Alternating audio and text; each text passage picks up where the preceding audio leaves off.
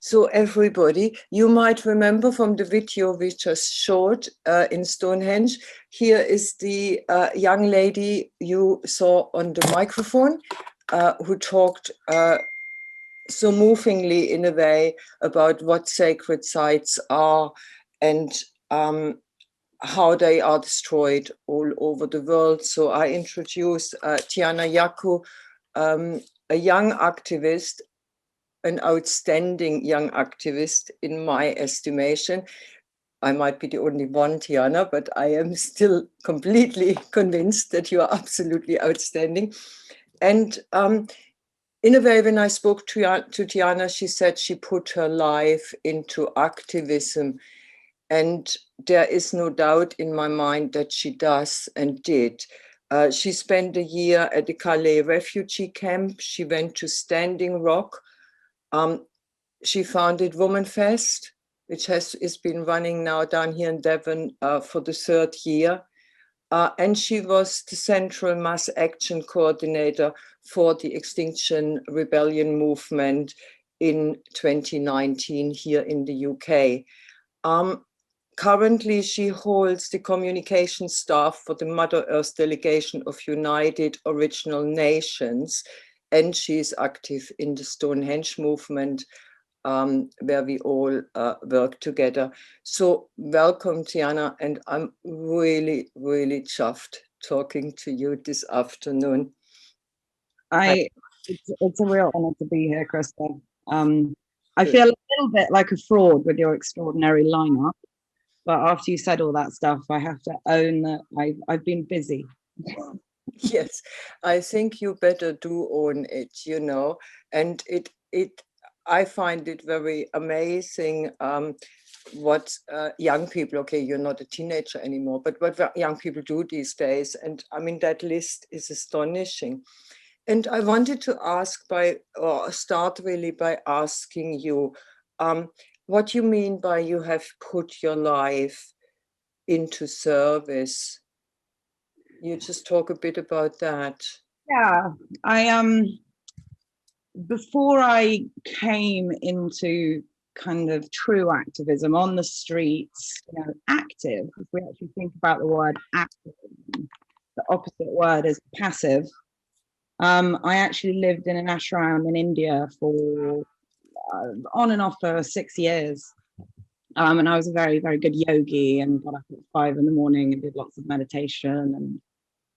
And in the ancient yogic tradition, there's kind of 3 ways up the mountain per se. One of them is knowledge, so study. One of them is discipline. And the other one is seva, which is to be of service. And after 6 years of kind of doing the knowledge and the study and the discipline, it felt lacking.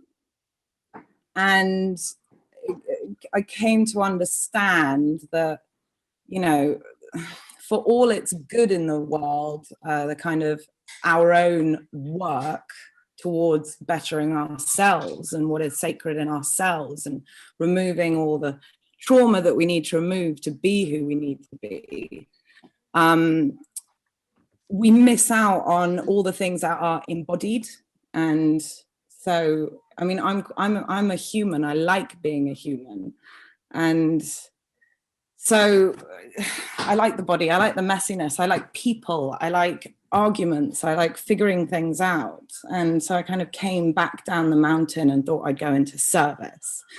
And I didn't really know what that was at first. You know, it was more of a kind of idea that you just hand yourself over. You hand yourself over to in service to the earth, in service to what this body is born into this planet for. And the moment I did that, even though I didn't understand, what shifted in me was I started to listen. Because if you're in service to something greater than yourself, you're not thinking about what's good for you and what's right for you. You're getting these messages all over the place in your gut, in the external world, that leads you to where you need to be at the right time. And so kind of once that happened, and especially I call it was the gut feeling, it comes from like around here. The moment I heard something was going on and there was this disruption and trauma happening in the world, there would be this pull in me going, that's where you need to be at this moment. And I didn't question it. Well, I kind of questioned it a bit at first, of course you do. But after time went on and the more I kind of showed up to these signs that were happening in my life and these instinctual pulls that were happening in my life, I did find myself in the right place at the right time. And that it grows, you listen more over time. I suppose that's being of service. I'm still figuring it out. I think that's the point. Yeah, and it is the point that it isn't the point, is it? Because the idea is, I think this is amazing what you just said, because that's my experience in life. And so many, I have heard that yesterday, Itzhak Perry saying that, Elizabeth Jenkins saying it in different words. But there is something about of making that decision to just saying, okay, ask me, I do what you want me to do. I usually put at the end for the highest good of all of life, but I do that meditation every morning, you know, and things just start coming. And then you have to kind of put your critical thing a bit away and just say, okay, if this is what I'm asked to do, this is what I do. But it still takes courage, doesn't it? And it takes kind of a putting aside the ego a bit, or the own will, or the control. What is it? What do you need to put aside? I mean, if you are, service is there is no ego in it on purpose, because you're handing yourself over. It's nothing to do with you. The biggest lesson I think I've learned around it actually is, as going down the path I've gone and the kind of elders I've met from all over the world and the wisdom they've kind of offered me. Because, you know, everyone's saying the same thing. You know, Bruce was saying this morning, I bet you Pat McCabe will say it later this afternoon, and she is calling us into, you know, into her army, her great peaceful army. But if you don't take the call, someone else will. So it's happening with or without you. If you hear it, then, you know, take up and do whatever you need to do and what calls you and the work you need to do around this as a global movement, because it is a global movement and it doesn't have a name and it doesn't have a logo and it doesn't have, you know, a protocol in that way. It's a shift in all of us of remembering, and it's a shift in all of us of what is what do we prioritize in life? What are we centralizing through every single one of our decisions? Is it life, or is it, you know, death and destruction and, you know, abuse and all this? Yeah, she wants everyone to be a part of it. And that is becoming more and more and more apparent to me. But if you don't step up, someone else will.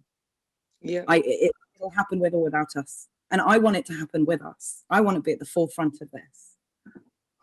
Yeah, I fully understand that. And it is interesting what you just said about it is happening. And this is a time of really saying, what do I actually think life is about and my life is about? And then open yourself up to it.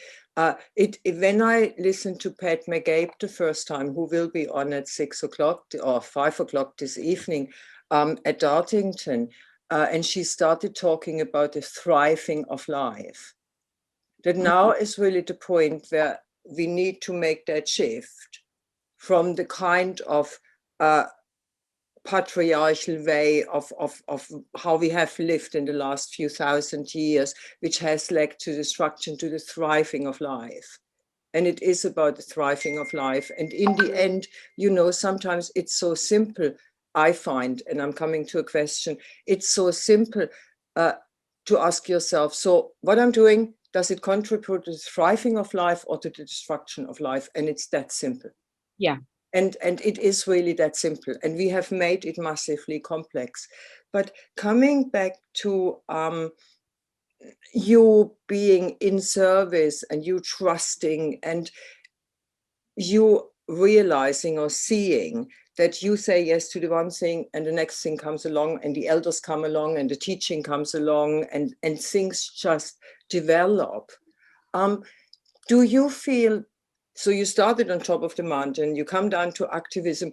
Do you feel that we need to kind of combine both? Because that's what we feel. That's why we founded Sacred Earth Activism, that we kind of, it needs to be a combination, or it feels right to be a combination. Could you talk about that a bit? Yeah, well, that's why I love you all very deeply, because I was actually called to start a group like this and I didn't take up the baton and someone else did. You see, it goes with the same story. I did the fully sacred. I was a very good yogi and I'm a 5-element acupuncturist and I was a very good healer and I did all of that. And then I kind of dropped it all and went very deep into the refugee camp in Calais. And from there, it was army boots and spitting and drinking too much and being furious at the world and the injustice of it all. And that was just pure activism. It was reacting to a situation where, you know, in that respect, we weren't going to change anything, but it was the very act of compassion for humanity, showing us that we can be humane in the worst situations. You know, it's that inspiration. I think we need more inspiration in the world. And that, you know, and then I went straight after 9 months of the jungle. And, you know, I had 14-year-old boys coming into my tent, like bloodied and bruised after being beaten by the police, like limping into my tent at 6 a.m. and I had to stitch them up. And you know, a lot of things happened there that traumatized me quite deeply.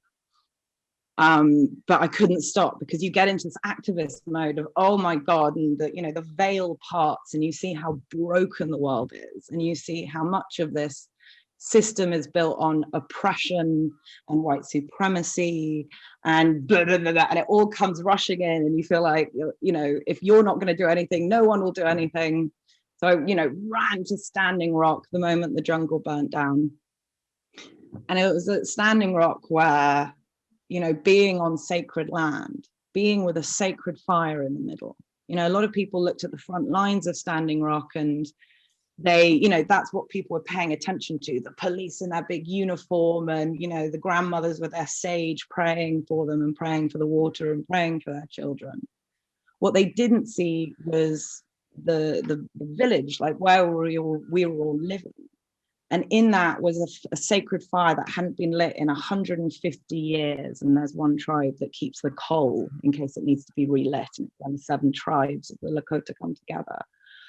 And every day there were elders around there. Put your prayers in the fire. You've got a problem, give it to the fire. So you had 10,000 people of all races, all creeds, all colors, all religions on sacred land, remembering how to pray properly, remembering that if this comes up, it's not yours to hold. There is something bigger than us, the fire, that, you know, and the reason it is sacred is because it can transmute it. All we can do is hold it, and it's heavy in us. And it was there where I realized I just not only been acting from a place of scarcity and desperation, but acting not for my own good and therefore for the good of the world, which was ripping chunks out of myself to hand over. And I realized just how empty I was, and I got this call. This big grief came up in me, you know, especially being with that fire for so long, and really for the first time sitting with a fire and understanding what it meant to sit with a fire and pray to a fire. This grief came up because all the songs that were being sung, and I was with people who were taught from a very young age who they were and how they belonged to the land because of the songs, because of, you know, the songs passed down through generation after generation after generation. And I realized that I come from 4 separate lineages, and all those 4, they've all lost songs at one point, and that grief in me was huge. It was deeper than anything I can imagine. And I took this piece of sage that I kept with me, and it was grown in my mother's garden. It was where my grandmother's ashes were, and I put it in the fire. And the fire was very clear. It went, thank you for being here. That's good that you're here, but fuck off and go and look after your own lands. And it was just so evident. And I came back a very, very broken human, a very broken activist, and lived in a little hut in the woods in England, and just lived so naturally and so close to the earth, maybe for the first time in my life. And I healed from that mad year, and I fell in love with England again, and I fell in love with watching the plants grow at the different times of the year and watching the seasons change. And suddenly it became sacred to me again. Before I saw England, I saw all that was broken. And what I had learned was to come from that place of abundance and that place of gratitude and that place of forgiveness. Because that's the highest vibrations that you can be. If you ever pray, start with gratitude and start with forgiveness. It brings you up. It takes all your waters into, you know, the highest vibration they can be. And that's what prayer is. If I can say to anyone, prayer is more important than anything, that's what it is. Start everything, start every meeting with a prayer. Start your day with a prayer. Bring in that gratitude, that forgiveness, that recognition of all that is around you. And you go you don't come from that place anymore of scarcity. You're not going to rip yourself up. You're not going to feel like everything will fall apart if you don't do anything. You come from standing in abundance with and on the earth and from the earth. And so, yeah, so that kind of it's that sacredness and that activism together is the sweet spot, because the sacred people need to get off their ass and the activists need to do the healing on the inside. That's very, you know, and that one of the reasons I started Woman Fest was to get the women in this country to bring that together, you know, to remember, you know, we bleed on this land, and so did our mothers and our grandmothers. And, you know, obviously, I believe that the women are at the center of this movement. Because the feminine, of course, needs to come to the fore. I feel that very much as well. Keep going. Sorry, I didn't want to interrupt. And so that when it comes together for me, and it really has come together for me in that way, that it is my recognition of the sacred, but in a much more tactile way. I'm not meditating on a mountain in a foreign country. I have my bare feet on the ground of this land, and honoring that of this land. Wave an eagle feather all you want, but you know, where are your kite feathers? Where are your owl feathers? Where's your badger totems? You know, where are the sacred animals of this land on your altars? Are you fetishizing the idea of indigeneity and sacredness, or are you recognizing the sacred land you're on? And from that, and knowing that you step actively into it. Because I think to be awake in this world, especially at this time, and to not do anything is complicity. And you know, and that is on the side of this whole system that's, you know, munching through life itself. But that's of course also fascinating, but it's also one of the problems, like we see or the way we see spirituality, because of course we have been absolutely in a way indoctrinated that spirituality goes from here up.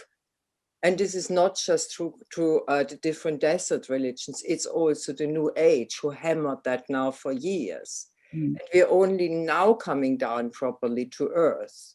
And I mean, for me, that was one of the things which really attracted me to shamanism, that it offers that connection of earth-centeredness as well. And so in a way, I want to come back to this that you said, I can't formulate it better than what you said when we had a chat not long ago, that the warrior and the shaman need to come together. Yeah. And that we need to get away from this, that spirituality is something out here.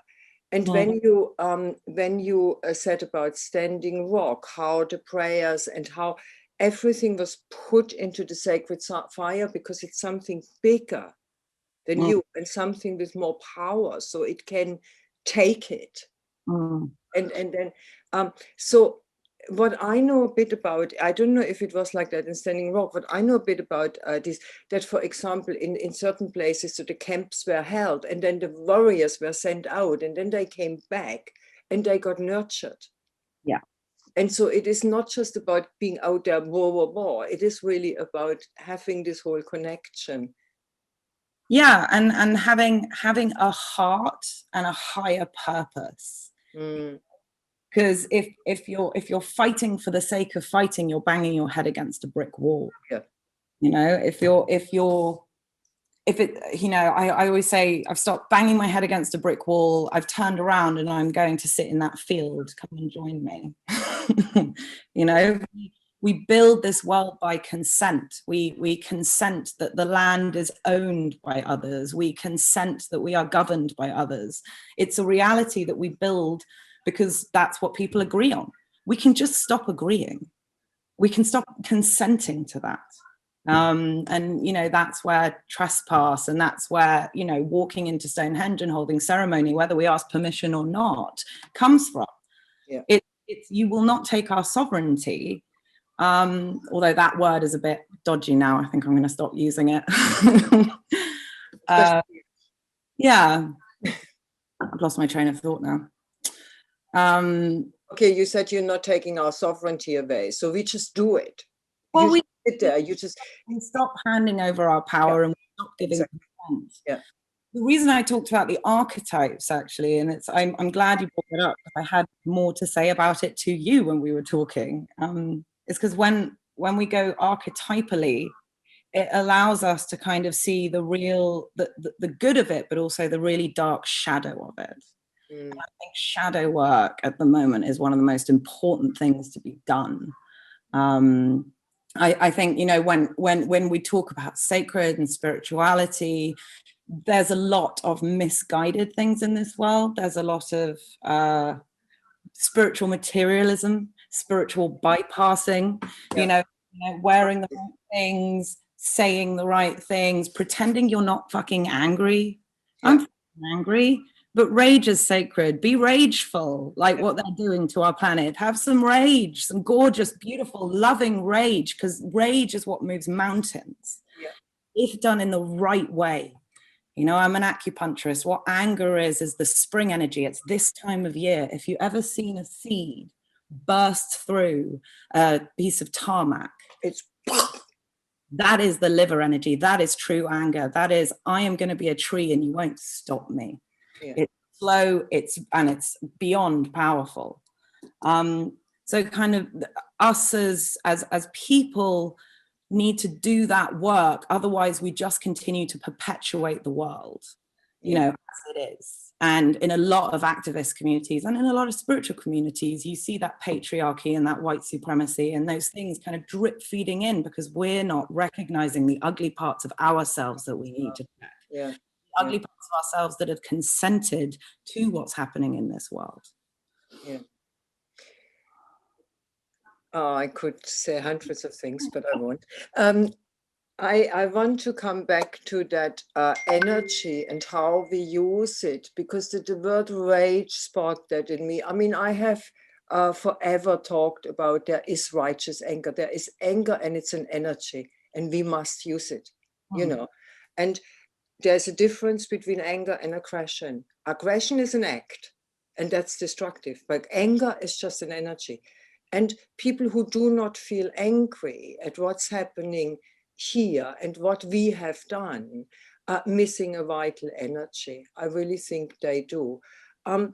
So what I wanted to get with to is really, so how are you channeling in a way the energies you have, and how do you recharge? And you said already one thing about prayer, but for you, how do you feel you channel? Do you channel, or do you just let it develop because you have set it up with the right intent? Because your intent is quite clearly to make a difference and to be of service. Yeah. And once you have set up an intent, a kind of idea what it is you are here for, then often things just start to happen. But how do you channel your energy? Because every single one of us only has a certain amount.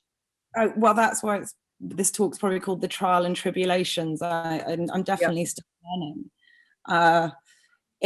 I personally, I'm great with a project, but the thing is that once you realize that it's also interconnected, you're like, I want to help over here, and I want to help over here, and I want to help over here, and I find myself very spread thin. Yeah. You know, like wake up the women in England, but then also work for the indigenous grandmothers. But kind of just, I go, save Stonehenge, save HS, stop HS2. You get so spread thin. I think we need to start really trusting each other, that if you pick what is really important to you and you can put all your energy into it, you trust that people are going to pick up that one. And I think the big thing right now is really learning what allyship truly is.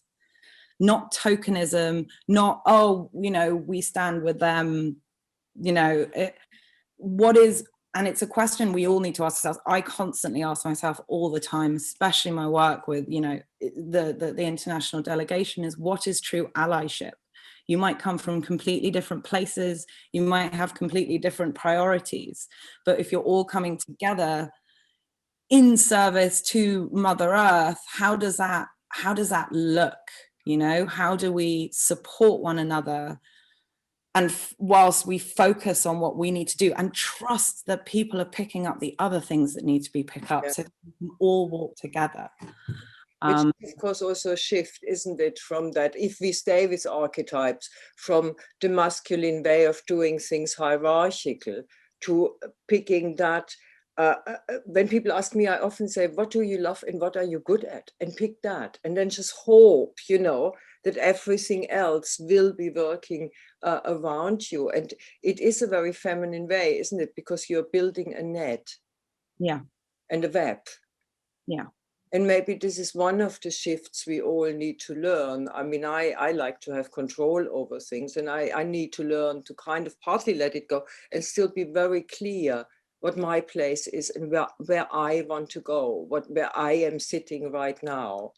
And that's what I'm hearing, and it sounds amazing. The grandmothers, just give us a few words about them, because I see Louisa sitting here waiting to throw questions at you, so that I wouldn't have to look at all the questions. Louisa has done it for us. So tell me a bit about your work with the grandmothers. So I work for the very tongue-twisting Mother Earth Delegation of United Original Nations, and it came together during 2019. There was a meeting in London, and XR had got together with one of the universities, and I can't remember, and it brought a lot of Indigenous elders, and it was called Flourishing Diversity. Oh, yeah, I saw that. Yeah. So it was there that they found out that Fukushima was going to dump 500 million tons of radioactive water just outside New Zealand. and one of the Maori grandmothers was there, just got up and was like, the rest of this morning's program is cancelled. I'm doing a haka for the water. And, you know, at that same time, they were getting in that Australia was burning again and California was burning again. And she did this haka for the water that lasted 40 minutes. And I've never seen someone call in the spirits like that before. It was just wild. And every Indigenous person stood up and they went to the front and they created a coalition right there and then, you know, they a pact with each other. And from that came the Mother Earth Delegation. And so it's elders from all over the world, you know, Aboriginal, Lenape, Inuit, Ecuador, all over. I think it's about 34 delegates now. And they've kind of got their hands in all these amazing places. They're fully supporting the Stop Ecocide movement. And in fact, they've become the elder delegation that the lawyers who are writing up the law, officially drafting the law, are talking to them first. It's beautiful. They also now have a cardinal who has taken a proposal to the Vatican to rescind the papal bulls. And the papal bulls was a 1493 document released by the Vatican that talked of the the barbarians who hadn't recognized Christ, and the Vatican giving basically white people legal authority to take their lands. And so kind of, if you trace back imperialism and white supremacy and a lot of the problems that we're in, one of those is the Vatican saying, you are doing this for God. Yeah, the papal decree. It's a decree of you know, so that for the Pope to rescind the papal bulls would be rescinding a lot of dark magic that has happened in the past 500 years. And that's pretty amazing. And we also do the Sacred Territories Initiative, which is recognizing the sacred territories around the world that need to be put back into Indigenous guardianship and God. And I mean that was the subject of many of every single one who talked about Indigenous sites and guardianships, because they need to be put back into their hands, of course. With the, you know, they understand and work with the energies that are there, and those energies absolutely the entire world, and do actually, and I love that science is catching up. They're a bit shocked that Indigenous ceremony actually works with the ecosystem. They're like, when they do ceremony, it like makes the weather good and the plants grow better, and it's like, they're not doing it for fun. It's work. Of course. I mean, I think that's another, but that's another subject. Right now it's 15:34, and Louisa, are there any questions? There are a few, limited mainly because I think everyone's spellbound. Yes, it's everybody just puts comments there rather than questions. Lots of agreements, I think, and lots of and you put that brilliantly. But yes, there are a couple of very interesting questions, actually. There's one here from Anja, which is also mirrored by Martha Elizabeth, who's over on the UK XR live stream. And this is sort of going back to your comment about money and spirituality. So, and the activism, because it's very difficult to divorce yourself from needing to bring in an income and go out there and, you know, so the question, if I read this one, is: thank you for these amazing talks. I've been helping to run people's assemblies over lockdown, and the main things people wanted to speak about was food poverty and mental health. How do we engage with the sacred and the spiritual when we can't feed our children? Absolutely. And one of the biggest issues I find is how, you know, there's a reason that in general this movement is quite white and rich, and it's because we have the time and we have the money to have that space to think on a bigger level. But, you know, I think sacredness and spirituality and food scarcity, nothing is more sacred to me than growing veg and getting my hands in the soil. I feel lost if I'm not growing vegetables in the year. And I know it's about time and stuff, but I think if you have the time and you have that privilege, use it. If you don't, find the little ways to reconnect. You know, I have immense privilege and I'm deeply aware of that, and I've used it to the absolute extreme, and I'm so aware that people can't do what I can do, but I do it for them. I do it because I can't. Yeah, I think that's really important, actually, It because it's that whole comment about the privilege is, we can't divorce ourselves from the fact that we have privilege. We have it, but it's what we do with it that counts. Yeah. So use it. I think that's really, really important. So Indra here has a question for you as well. Is, what's your ideal action? With you, Indra. Can I come? Can I come? My ideal action is kind of actually forming a little round Stonehenge, and I don't know how much I could or should stay because this is live out on Facebook. But I go out on Facebook. If we can raise enough money and we can get the right people on board, I think my ideal action might happen this year. Yeah. I think there might be some support there. There's not too many other questions out there, so I'm gonna throw one in for you. It was on your last comment, which I thought was quite interesting, that you used the term dark magic when it came to the papacy, if you like, which it's there. I mean, I think lots of us do understand that that's there, but only if you understand that ritual and ceremony actually has power. It's interesting, isn't it? As you say, science is now understanding that ceremony and ritual has a power that can act. I wonder how long it'll be before they'll take that next step and understand that those rituals have been going on for a very long time in order to keep power.